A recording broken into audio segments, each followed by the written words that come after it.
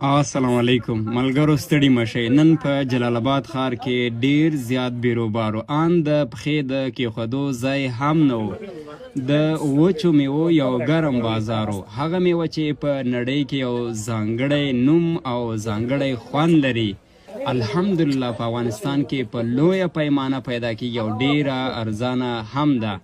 ما هم غوښتل چې د خپل کور لپاره یو څه وچه میوه واخلم، خو د څو روپو ده. د 1000 افغانیو زور په جلال آباد ښار کې د وچې میوې پر وړاندې ګورو. تاسو تر اوسه شیبو را سره پاتې شئ. ملګری نخود کیلو 100 روپۍ دی. نخود 110 دی. 110 افغانۍ نخود دی. دا زرګون واخله یو کیلو راته راکړه. دوستانو یو کیلو نخود په 110 افغانۍ. 210 روپۍ. دوستانو دا 210 افغانۍ. مهرباني. استما میز 210. دوستانو 100 افغانۍ چانچور دی.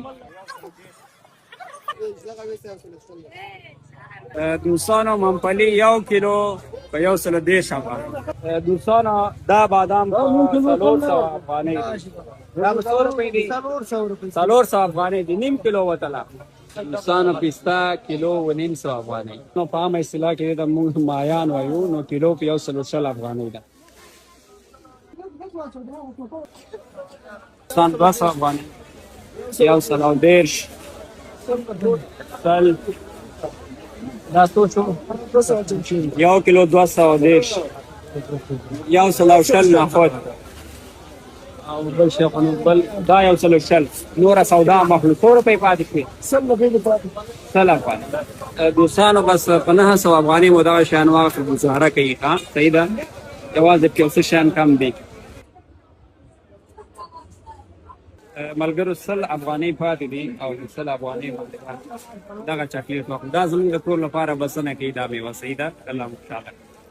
نو نن چې جلال آباد کې ځانګړې ګرمي هم وه او د میوو د خرڅلاو یو تود بازار هم وه. هره میوه ځانګړی خوند، ځانګړی رنګ، ځانګړی ارزښت لري او د هیواد سپېڅلې خاوره ورته بلا مساعده هوا هم لري.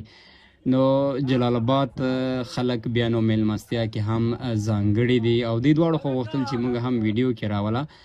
نو په وروستیو کې مو یو کیلو کلچې هم له دغه ملګري څخه ترلاسه کړې. بالاخره ګوړه مو هم ولیدله او بس میوه مو کور ته راورسوله. دا میوه وه د 1000 افغانیو.